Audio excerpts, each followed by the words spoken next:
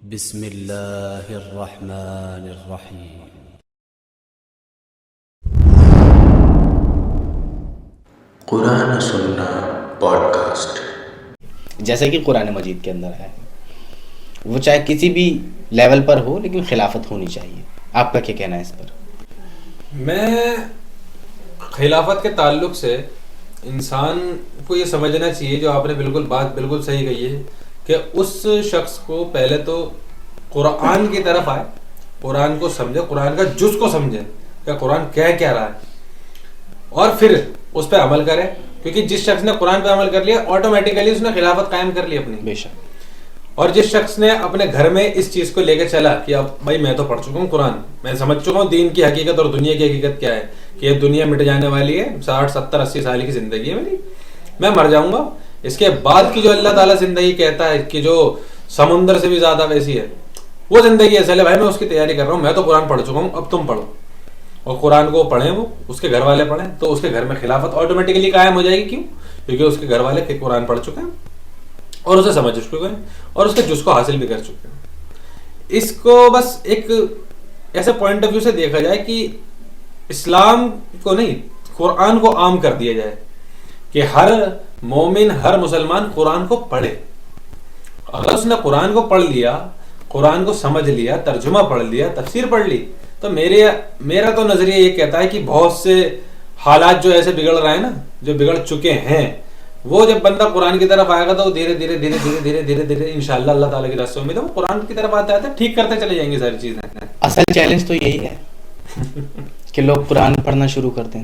میں آپ کو بتاؤں کہ ہمارے یہاں ایک لفظ بہت استعمال کیا جاتا ہے کہ قرآن کی تلاوت، کہ میں قرآن کی تلاوت کر رہا ہوں۔ اب وہ قرآن، اللہ ان کو معاف فرمائے، وہ قرآن کھولتے ہیں اور پڑھنا شروع کرتے ہیں، اس پر انگلی پھیرتے ہیں، الحمدللہ رب العالمین الرحمن الرحیم، ایسے کر کے وہ پڑھتے چلے جاتے ہیں۔ اچھا، اس کو وہ تلاوت کہتے ہیں۔ میں حیران ہوتا ہوں ان لوگوں کے اوپر کہ انہیں کسی نے کبھی یہ بھی نہیں بتایا کہ فالو جب تک آپ نہیں کرتے ہیں لیٹر کو، بک کو، یا کسی حکم کو فالو جب تک نہیں کرتے ہیں تب تک اسے تلاوت کہا ہی نہیں جا سکتا۔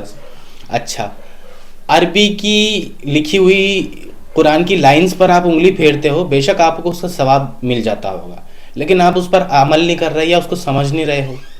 یا میں آپ کو فارسی لینگویج میں لکھ کر کے اپنی جائیداد آپ کے نام کر کے دے دیتا ہوں، آپ اس کو پڑھ کے چاہے کتنا مسکراتے رہیں، آپ کو تو سمجھ میں نہیں آ رہا کہ جائیداد میرے نام ہو چکی ہے۔ لیکن اگر آپ نے سمجھ لیا کہ کیا لکھا ہوا ہے، میننگ آپ نے سمجھ لیا اور حکم سمجھ لیا کہ فلاں جگہ پر پیپر رکھے ہیں، اس پر سائن کر دینا، جائیداد تمہاری، تو ہو سکتا ہے تمہارا ہارٹ فیل ہو جائے سن کے کہ ساری جائیداد آپ کی۔ یہ جوک کے طور پہ تھا، لیکن اصل چیلنج یہی ہے کہ لوگ بار قرآن کی طرف آئیں۔ توحید تو ملے گی صرف قرآن سے، قرآن کے علاوہ تو توحید ملنے سے رہی۔ اچھا، ایک بات اور کہ ہمارے یہاں کچھ لوگ آتے تھے قرآن کلاس کرنے کے لیے، تو ایک بار میں چلا گیا ان کے ساتھ نا قرآن مطالعے میں، تو جب میں نے ان لوگوں کو دیکھا وہ سارے دنیاوی لگے مجھے، بالکل کسی نے پینٹ ٹی شرٹ پہنی ہوئی ہے، کسی نے بہت تھوڑی تھوڑی داڑھی، کسی کی کلین تو خیر کوئی نہیں تھا، داڑھی کسی کی تھوڑی تھوڑی۔ میں ان کے ساتھ بیٹھ گیا، میں نے کہا کہ قرآن مطالعہ ہو جائے گا، ٹھیک ہے۔ اب انہوں نے سورت شروع کری، تو میں جب میں نے مطالعہ دیکھا اور ان کو آپس میں بات کرتے ہوئے دیکھا تو ایسا لگا کہ ہاں یار ان کو بہت نالج ہے، کافی باریک باریک وہ آیتوں کے اوپر ڈسکشن کر رہے تھے، اور میں وہاں بیٹھا ہوا یہ سوچ رہا تھا یار میں اتنے سالوں سے چیزیں لے کر کے بیٹھا ہوا ہوں، قرآن کی آیتیں تفسیریں لے کر کے بیٹھا ہوا ہوں، ان لوگوں کو یار کتنی اچھی ہے، اور یہ تو دنیا بھی دکھ رہے تھے، کہاں میں سوچ رہا تھا ان کو یار کیا ہی پتہ ہوگی۔ تو ایسا نہیں ہے، اگر کرنے والا ہوگا نا تو وہ واقعی میں بہت علم حاصل کر سکتا ہے قرآن سے، بہت سی چیزیں۔ قرآن کی خوبصورتی یہ ہے اصل میں کہ یہ آپ کے نظریے سے آپ کو دکھائی دے گا، یہ آئینہ ہے، یہ آئینہ ہے، واقعی میں یہ آئینہ ہے۔ اگر آپ پولیٹیکل ویو سے دیکھو گے تو بہترین پولیٹیکل ویو آپ کو قرآن کے اندر ملے گا، بالکل۔ آپ اگر سائنٹیفک ویوز کے اندر سے دیکھو گے تو سائنٹیفک بہترین ویو آپ کو قرآن کے اندر ملے گا، بالکل۔ اگر آپ اخلاقی طور پر دیکھو گے تو اس سے بہتر کتاب میرا چیلنج ہے کہ اس پلانٹ ارتھ پر نہیں ہے اخلاقی طور پر۔ سورہ یوسف آپ دیکھیں، اخلاق کے اوپر اس سے بہترین کتاب اس پلانٹ ارتھ پر نہیں ہو سکتی، میرا چیلنج ہے۔ اس کے بعد آپ ہسٹری کے طور پر دیکھ لیں، جوش کی ہسٹری، آدم سے لے کر اب تک کی ہسٹری کے پوائنٹ آف ویو سے آپ دیکھیں اس کو، اس سے بہترین کتاب کوئی نہیں ہو سکتی۔ سند کے ساتھ آیا ہوا دین جو ہے وہ صرف اسلام ہے، الدین الدین ولا سندا, دین سند کے ساتھ ہے. لہٰذا جو شخص قرآن کی طرف آئے گا, اللہ کی حاکمیت کو سمجھے گا. کسی شخص نے کہہ دیا اللہ اکبر, اللہ سب سے بڑا بادشاہ ہے, اب کتنا بڑا ہے, تو نے اس کو حاکم تو ابھی مانا ہی نہیں ہے, تو صرف ابھی نماز کی طرف آیا ہے, بے شک تو نے سجدہ کیا ہے, بہت اچھی بات ہے, ویل اینڈ گڈ ہے, لیکن حاکم تو مانا ہی نہیں ہے. تمہاری ذات کے اوپر حکمران وہ ہے, تمہارے فیصلوں کے اوپر حکمران وہ ہے اللہ کا. واضح طور پر ابھی میں نے فتویٰ کوٹ کیا, اللہ تعالیٰ نے فرمایا وَمَن لَمْ يَحْكُم بِمَا أَنزَلَ اللَّهُ فَأُولَٰئِكَ هُمُ الْكَافِرُونَ, جو اللہ کی نازل ہوئی ہوئی شریعت کے مطابق فیصلے نہیں کرتا وہی تو کافر ہے. تم نے ضروری سمجھ رکھا ہے کہ کسی اور کی درگاہ پہ گرنا یا کہیں اور جا کے گرنا یا کسی دوسرے رب کو ماننا ہی کافر ہونا ہوتا ہے, ایسا نہیں ہے. آپ اللہ کو مانتے رہیے, اللہ کی نازل ہوئی ہوئی شریعت کو مت مانیے تو آپ کافر ہو جائیں گے. کیونکہ جیسا کہ میں نے ابھی کوٹ کری آیت, توحید اس حوالے سے بہت زیادہ چھپی ہوئی ہے ہمارے معاشرے کے اندر. اسی بات کے تعلق سے کچھ چیزیں دھیان میں آئی ابھی ذہن میں بالکل میرے. قرآن کے تعلق سے ایک وقت کے ٹائم پہ اما عائشہ کے پاس کچھ لوگ آئے اور انہوں نے کہا کہ آپ ہمیں اللہ کے نبی کے بارے میں کچھ بتائیں اور ان کی زندگی کے بارے میں بتائیں. اللہ کے نبی اس دنیا سے جا چکے ہیں, یہ جا چکے ہیں, اب یہاں کوئی فیصلہ کرا لے نہیں آ رہے, یہ اس بات پہ کہہ رہا ہوں. تو اما عائشہ نے فرمایا کیا تم لوگ قرآن نہیں پڑھتے؟ آپ دیکھیں یہاں پہ کیا کہا کہ تم لوگ قرآن نہیں پڑھتے. تو انہوں نے کہا کہ اللہ کے نبی کی پوری زندگی قرآن ہے. بے شک پوری زندگی اللہ کے نبی کی قرآن میں حائل ہے, پوری کی پوری. اگر آپ اسٹارٹنگ سے آنا اسٹارٹ کریں, اقرا بسم ربک الذی خلق سے لے کے اذا جاء نصر اللہ والفتح, یہ جو چیزیں آئی ہیں 23 سال کا پورا وقفہ اللہ کے نبی کا نبوت سے لے کے اسٹارٹنگ اور اپنی وفات تک کا پورا حصہ اذا جاء نصر اللہ حجۃ الوداع کے موقع پہ ہوئی ہے, اور اس کے 1-1.5 ہفتے بعد اللہ کے رسول اس دنیا سے جا چکے ہیں. تو یہ پوری زندگی اللہ کے رسول کی تو قرآن کے اندر. قرآن پڑھے انسان, بس میرا دل اسی لیے دکھتا ہے کہ وہ قرآن کو تلاوت جو تو آپ نے بتائی ہے نا, بس یہ انگلی چلا کے پڑھتے چلے جانا, آپ کا ثواب مل رہا ہے, بہتر ہے.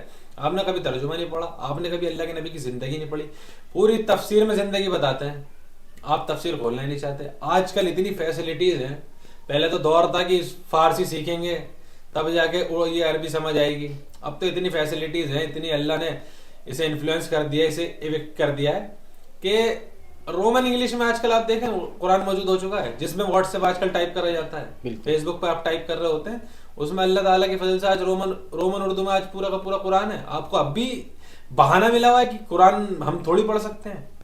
آپ کو اب بھی یہ کہنا ہے کہ قرآن ہمارے بڑوں کے لیے ہے, ہاں وہ تو ہمیں سمجھائیں گے, وہ تو تجھے پٹی پڑھا کے بھی چلا جائے گا, کیا کر لو گے پھر؟ تم تو کہو گے ارے بھائی صاحب کیا دیندار آدمی ہے, یہ بندہ سچ بول رہا ہوگا.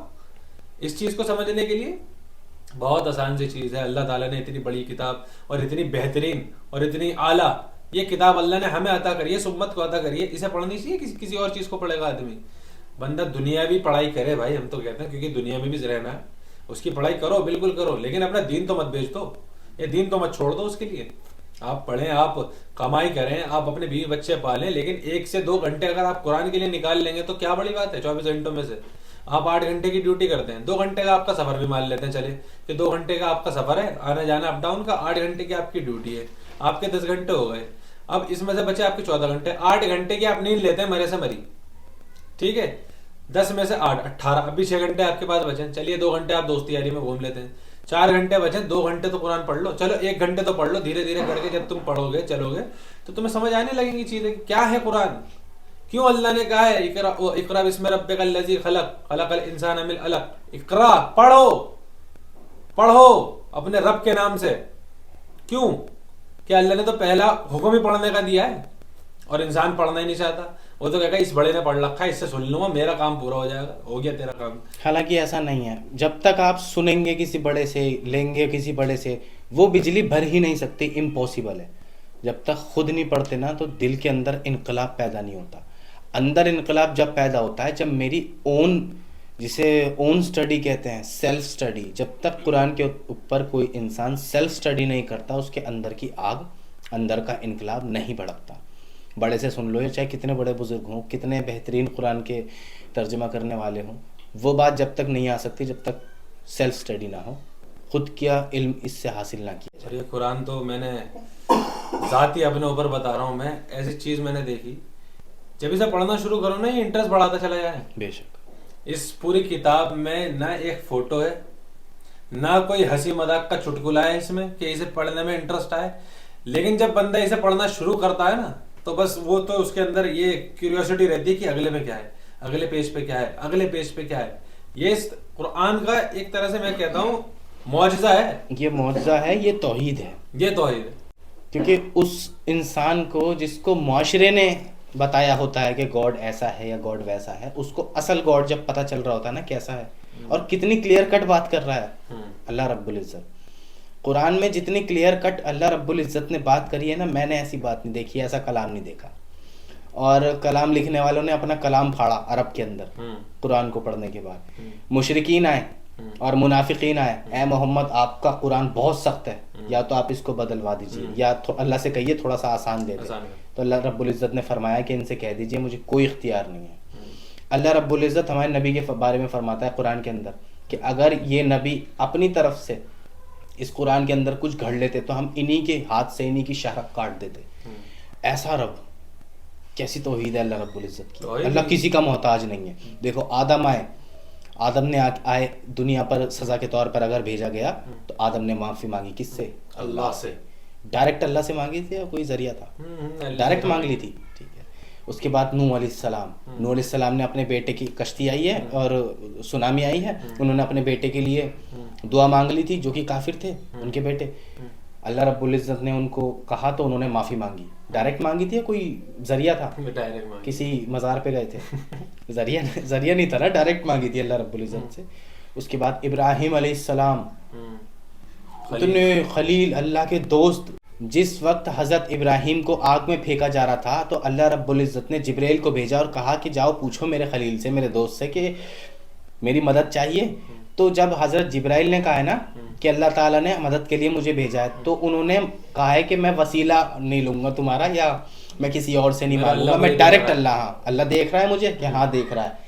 وہ اتنے میں سفر کر رہے ہیں کیونکہ منجنیق سے پھینکا تھا، کیونکہ آگ بہت بڑی تھی، قریب جا کے نہیں پھینکا جا سکتا تھا. ابراہیم علیہ السلام کو منجنیق سے پھینکا گیا تھا. پرانے زمانوں میں منجنیق چلتی تھی، وہ باندھ دیتے تھے، وہ پریشر کے ساتھ. آج کے زمانے کا گلیل، تو اس سے پھینکا گیا تھا. تو راستے میں ٹریول کر رہے تھے اور اتنے میں انہوں نے حسبنا اللہ و نعم الوکیل کہا کہ بے شک صرف اللہ میرا مجھے کافی ہے. تو ڈائریکٹ اللہ سے مانگا ہے ہر نبی نے، اور سکھایا بھی ہے اپنی امتوں کو ڈائریکٹ اللہ سے مانگنا. چاہے موسیٰ علیہ السلام کو لے لیں، سامنے سمندر آ گیا، کوئی راستہ نہیں ہے، پیچھے سے فرعون آ رہا ہے اپنا لشکر لے کر کے اور امت شکایت کرنے لگ گئی. یہاں پہ وہاں حضرت موسیٰ علیہ السلام نے آسان لیا اور اللہ کی ڈائریکٹ مدد مانگی اور مدد آئی ہے کہ میرا اللہ مجھے راستہ دے گا. اس کے بعد عیسیٰ ابن مریم ان کو سولی پر چڑھانے کے لیے لیا تو اللہ تعالیٰ نے دیکھو کیسی مدد کری ہے ان کی. تمام نبیوں کی 1.25 لاکھ کم پیش انبیاء آئے ہیں اور ایک ہی بات کہہ رہے ہیں کہ ڈائریکٹ اللہ سے مانگو. اور یہاں ہمیں پتہ نہیں کیوں ضد پر آ کر کے بتایا جا رہا ہے کہ اللہ سے مانگنے کے لیے پیون تک جاؤ. ایسا نہیں ہے. یہ ایک توحید کا پیٹرن ہے جو نبیوں نے سکھایا ہے اور ہمارے اندر یہی رہے گا انشاءاللہ. اس کے بعد اللہ رب العزت، اگر آپ اور میں اللہ رب العزت کو اپنا مالک، اپنا خالق مانتے ہیں تو ہمیں بھی اللہ تعالیٰ کی شریعت کے حساب سے فیصلے لینے پڑیں گے، جبھی ہم توحید کے حوالے سے خود کو سٹرونگ کر پائیں گے. یعنی اگر توحید کا کوئی نام لیتا ہے نا تو وہ پورا لے، آدھا ادھورا نہ لے. ایسا نہ کرے کہ وہ دوسرے معبود کو گاڈ ماننے کے حوالے سے تو کہے کہ ہاں اللہ کو میں گاڈ مانوں گا، اسی سے مدد مانگوں گا، اسی کی عبادت کروں گا، لیکن شریعت اس کی پوری کمپلیٹ نہ مان رہا ہو. یا ایھا الذین آمنوا ادخلوا فی السلم قافہ، اے ایمان والو اسلام کے اندر پورے داخل ہو جاؤ. یہ آدھا ادھورا دین اپنے پاس رکھو، یہ نہیں چاہیے، دفع ہو جاؤ. اللہ رب العزت نے واضح فرمایا قرآن مجید میں. لہٰذا اگر میں کسی اور گاڈ کو نہیں مانتا ہوں اس وجہ سے، کیونکہ یہ توحید کا تقاضا ہے، اسی طریقے سے اللہ کی نازل ہوئی ہوئی شریعت کو بھی میں پورا مانوں گا ٹو ٹو ٹاپ. یہ بھی توحید کا تقاضا ہے. سبحان ربک رب العزت عما یصفون وسلام علی المرسلین والحمد للہ رب العالمین وما علینا الا البلاغ المبین.